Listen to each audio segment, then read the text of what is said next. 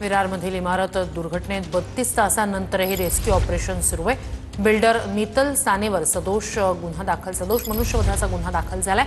बिल्डरला अटक करण्यात आली। इमारत दुर्घटनेत 15 जणांचा मृत्यू झालाय तर 24 जणांना रेस्क्यू करण्यात आलाय। याचा आढावा घेतलाय आमच्या प्रतिनिधीने।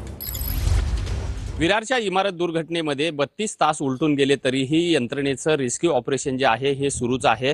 आपण बघू शकता की हीच ती इमारत आहे, रमाबाई अपार्टमेंट नावाची, विरार पूर्व नारंगी बायपास रोडवरती आहे।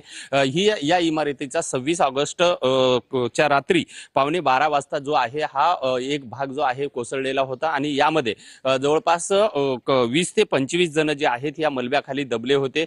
सुरुवातीला जसे घटनास्थळावरती तात्काळमध्ये वसई विरार महापालिकेचा अग्निशमन दलाने येऊन काही लोकांना रेस्क्यू केलेलं होतं, मात्र परिस्थितीचं गांभीर्य ओळखून या ठिकाणी तात्काळमध्ये एनडीआरएफच्या 2 टीम जे आहेत ह्या या ठिकाणी दाखल झालेल्या होत्या। सलग या ठिकाणी रेस्क्यू ऑपरेशन करून आतापर्यंत जवळपास 24 जणांना जे आहे रेस्क्यू करण्यात आलेलं आहे। त्यापैकी 15 जणांचे मृतदेह बाहेर काढण्यामध्ये एनडीआरएफ आणि महापालिकेच्या अग्निशमन दलाला यश आलेलं आहे। विजय गायकवाड, TV9 मराठी, विरार।